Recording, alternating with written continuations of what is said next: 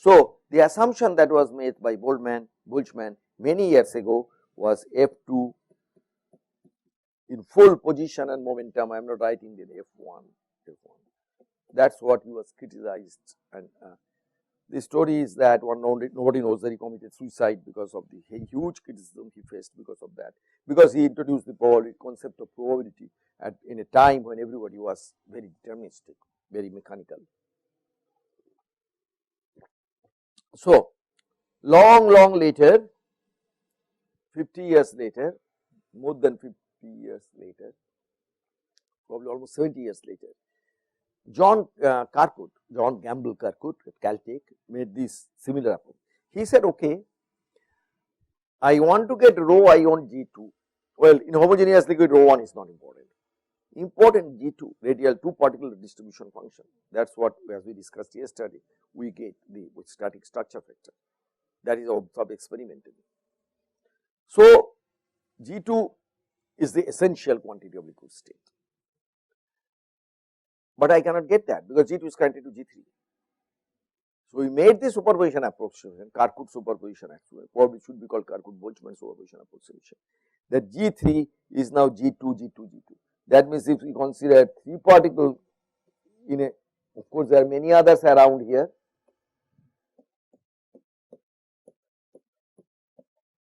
But even here, but we want these 3. We want these 3. R1, R2, R3. What is now assumed is that this probability distribution of 3 particle correlation is a product of the 2. So, G3 is now given by product of 1, 2, 1, 2, 2, 3 and 3, 1 is called Kirkwood superposition approximation. When you make that and put it back into the, put it back into this equation. So, now if I am doing an equation for G2, n equal to 2, then n equal to 2, this is N3, N3 now I make G2, G2, G2, and of that now I can integrate over 2 and 3, no, I want this G2 here I make as 1, 2, then I have 1, 2, 2, 3, 3, 1, then I can take the 1, 2 which is out of this integral, then I am left with the integration over 3, 4, 5 and all the n particles, and G2 3 and G3 1 remains inside. That means you get a simplification of the equations. We are not going to go into details of that, but with that one can approximation the equation to a simple Born-Green equation, which is something which we so what is the result that we get when you do that? I don't have the Born-Green equation here. So, from Born-Green equation,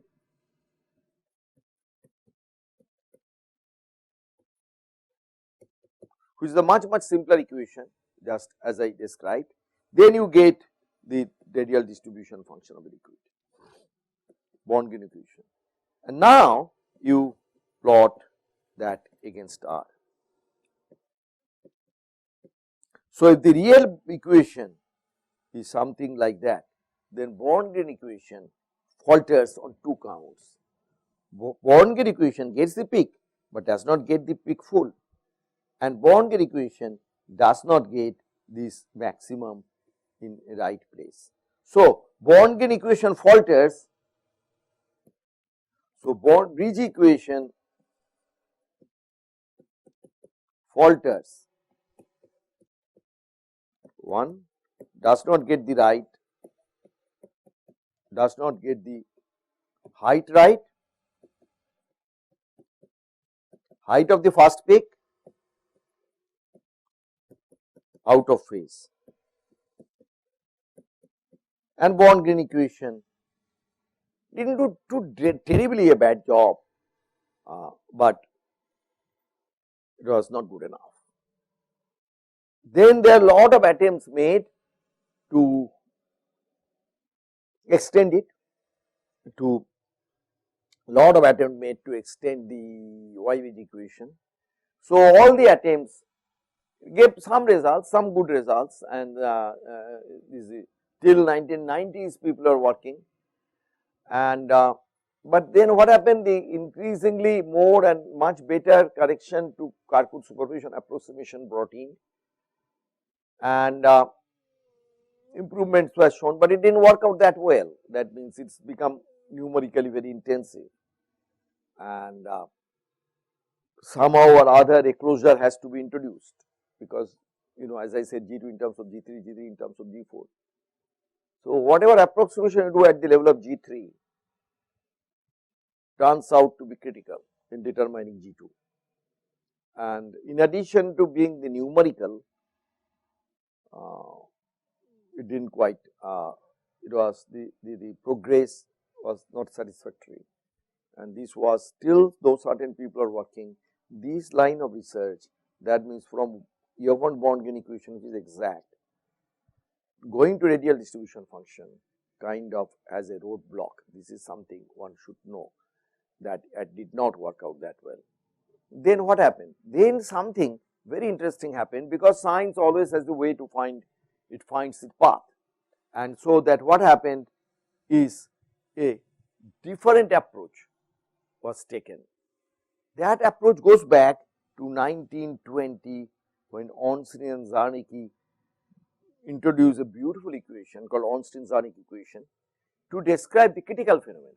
1920, to describe critical phenomena, light scattering at the critical phenomena, it becomes opaque, the critical opalescence, that the huge fluctuations that they could, even that time it was very clear that there is, because by that time Einstein's theory of diffusion and the fluctuation theory of Einstein was there. Einstein already showed delta E square equal to CV.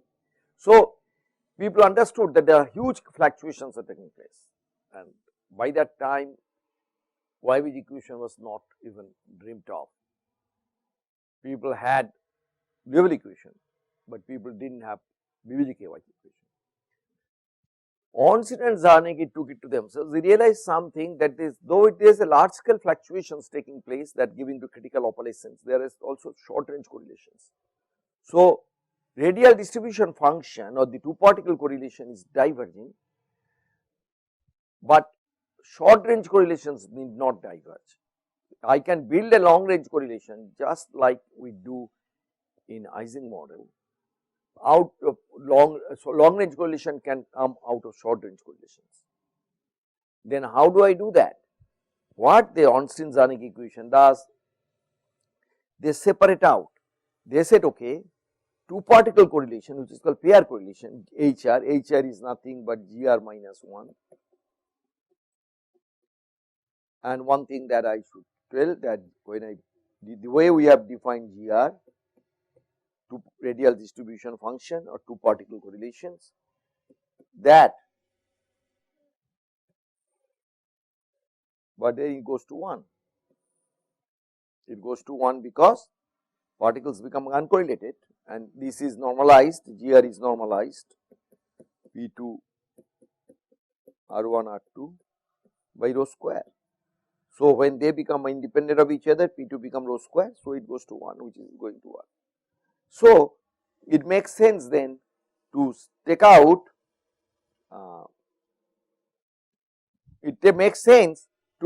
that 1. So, then radial distribution function, one take 1 out and get the pair correlation function HR. This is a non-trivial quantity, because 1 is the trivial thing. So, this is, it measures the correlation in addition to the product thing. And what they said, okay, introduced a function called direct correlation function. So, two particle correlation in front of all, in presence of all other liquid particles, is there is a one thing which is direct between them, the direct correlation function, and then there is something which is propagating through others.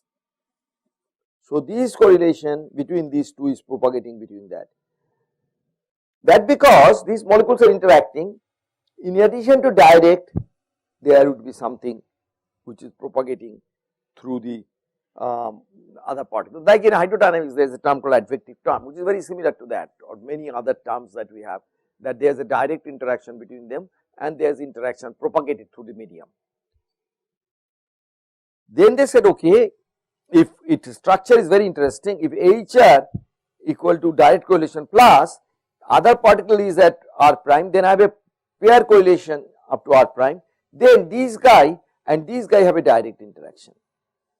Then similarly, there is a pair correlation, then direct interaction. That is the one summed up here. So rho HR then gives the probability that you have a particle at that position, all right, or rho here you can also but that no position dependence, so that comes out. Now this is a beautiful structure which can be Fourier transformed, and then it is a convolution, and Fourier transform of a convolution is a product of the Fourier transforms of the two functions. That is why the HK becomes CK plus rho CK HK. This is very, very interesting, because now I can get HK from there in terms of CK. So HK, let me solve now, HK in terms of CK is, I bring this HK here, so I get 1 minus rho CK. So HK is now CK by 1 minus rho CK.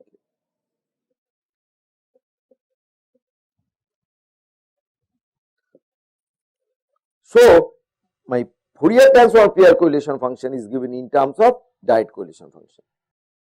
That is very interesting, that because I know the structure factor is given by SK is given essentially by GK or by HK. So my structure factor is uniquely related to, now structure factor HK is 1 plus. So if I neglect the forward scattering, this term is neglected, then I have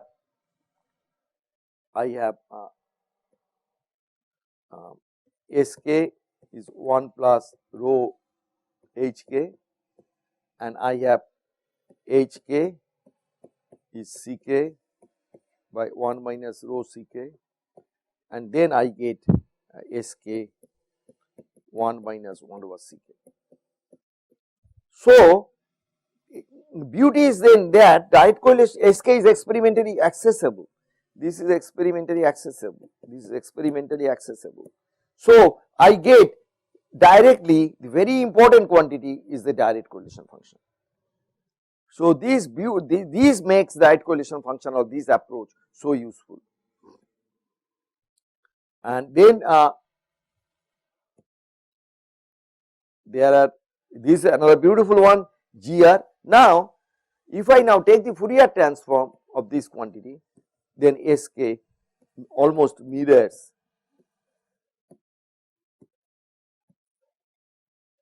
GR, and except this maximum is near 2 pi by sigma, nearest neighbor molecular distance, and structure factor, this is what experimentally we get. These probes, these beautiful thing probes, these nearest neighbor correlations, and that is connected to CK, and CK plays a very important role. CK as CR plays a very important role in the statistical mechanics of liquids. But note the beautiful structure of SK, and that this is very similar to what you get by GR. They are not exactly the same, because contribution here comes from other peaks also, or second peak and third peak, but this predominate, this order at the k equal to 2 pi by sigma measured in neutron scattering is a manifestation of the short range order. So we started by saying liquid is unique because of the short range order, that those short range order are, you are seeing here, reflected in radial distribution function and in the static structure factor. These are extremely important thing, to the extent I believe that GR, if not SK, should be taught even in the high school level, because that what determines liquid, not just the density. You know, I can have pretty high density liquid, gas phase, don't above the critical, don't forget above the critical temperature. You know, I can have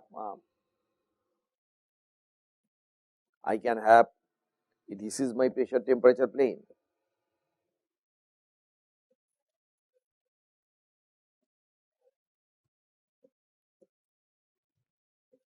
So, I am at the temperature here, I can go to very high pressure, I can go to very high pressure, I can go to very high density.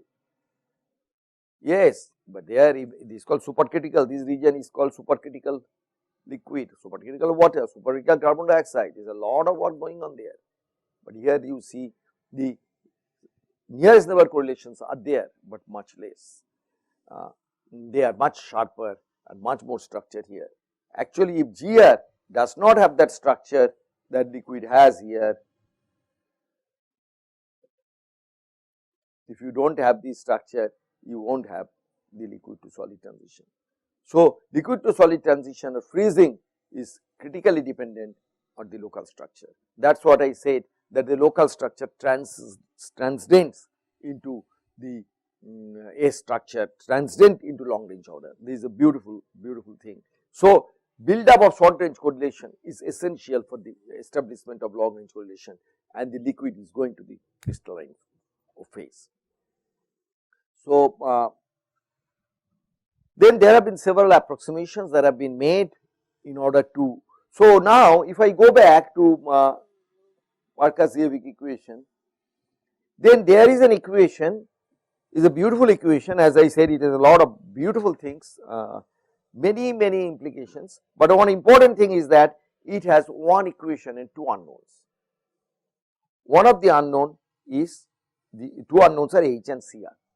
Now, I already told you that I can get Cr from Hk, but that already uses the Ornstein-Zernike equation. So, the question of two, if I really need to develop a theory of liquid state, then I have to get one more equation. But we have an advantage now, which we did not have in YBG, that we know Cr is a direct correlation.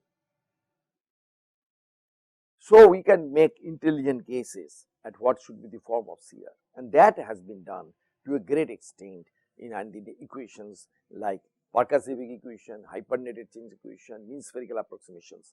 All these things came in, and they are the one we will describe a little of that like one. So, I now want one more relation between Cr and Gr, and one popular one is given here by a definition called potential of mean force, that Gr is e to the power minus Wr, potential of mean force, because if I this definition, if I take log of ln Gr, then I get Wr, and Gr is kind of a potential because these two particles are separated by r. So, it makes sense to write Gr equal Wr, and Wr is the potential of the mean force, it makes sense. Then one uses several different combinations of, it makes sense because you have a total, you take the total from the indirect. So, total take, and then from the total I take out all that are propagating through here, that is the indirect, then that of course gives me the direct correlation function. That makes sense. And then one uses this thing to define an indirect R, then you have an equation. You have an equation between Cr and Gr, the second equation that you are looking for, and that then gives you, and that is worked out here. Approximation Cr is given by in terms of this potential of mean force, and Ur, and essentially Cr is Gr minus Yr is a very famous function, Y function, and very much like one does by the Mayer theory, and this Yr is nothing but Gr e to the power beta r, and that has been comes from these kind of definitions, and Gr minus this Yr is a very important functions. Then you get one more equation, and this equation is when this equation is called Markov-Ziewick equation, and this we are not going through that, the derivations which are given in my book, and we might come back to you and with a derivation of this function. This is a little bit more detail. and please make a note that this I think we should have done that, and then Parker-Seebeck equation. So this extra equation in addition to Ornstein-Zernike equation completes allows us to solve these for GR and CR together, and this approach is very successful, is the Parker-Seebeck equation. And then here is the comparison of the integral equations with simulation results, and here is far better than what Born-Green equation did. Look at that, that's how does it do with simulation, and these are for Lennard-Jones, all are for Lennard-Jones systems of argon, and so this is for argon near the triple point. So if we write pressure, temperature, then argon has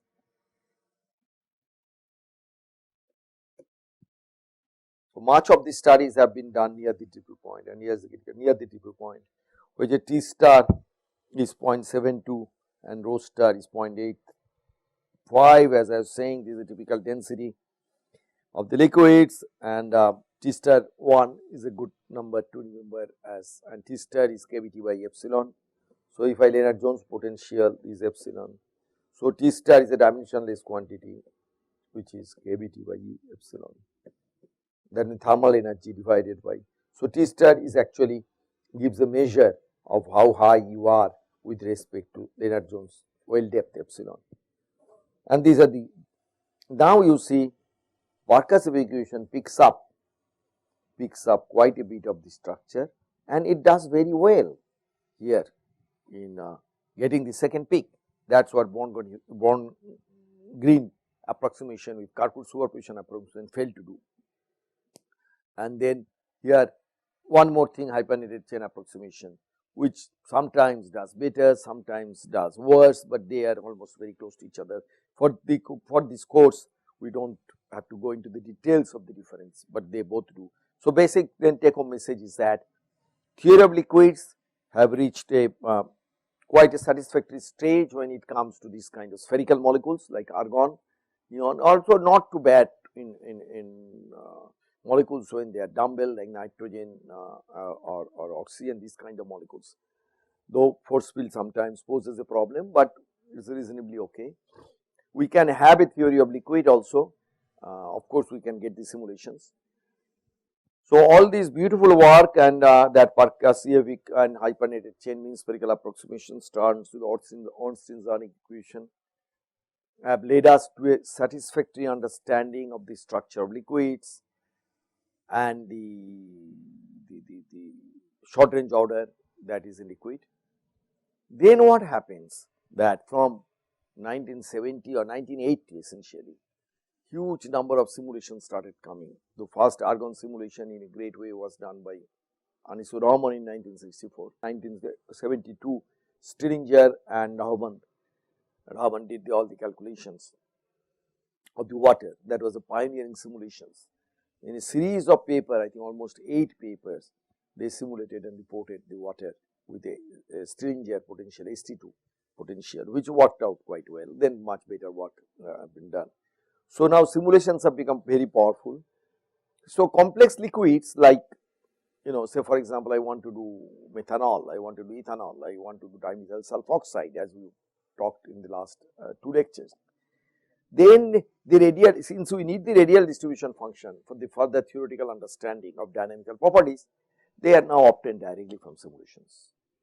So the emphasis of theoretical research and theoretical effort has drifted and has moved away from these kind of analytical work, analytical followed by numerical work, that is Parker-Seebeck equation and hyperneted chain tells you. It has moved from there, it has moved to the domain of simulations, and then one gets the radial distribution function or 3 particle correlation functions directly from simulations. The issue then becomes the issue of the force field. In order to get simulation to agree with experiment, we need very good force field, how the molecules interact with each other. That explains the present emphasis of all grand proposals, theory, research work is development of force field, because computers have reached a stage that if you give me the force field, I can calculate the radial distribution function. I can calculate the 3 particle correlations, I can calculate the diffusion equation, velocity correlation function. The problem remains, when I want to do long time behavior, then simulations can or cannot give you, but many very interesting features come which simulation cannot explain. Just numbers do not suffice. You need to have a theory, you need to have equations. Okay, so that's what the theory of liquids, it stops here. The one thing that I have not given the derivation is the derivation of the Parkhas-Leibig equation that is given in my book, and we might take a class on to come to that, just a 15-20 minutes class to make the derivations, which I don't have with me right now. And I would need to talk a little bit about the YR function and other things. And with that, we stop the discussion on theory of liquids, and we leave you with this beautiful picture of GR and R, and that this defines actually liquid in our mind. These 2 pictures that I have given you in slides define the picture. Okay, then, bye for now.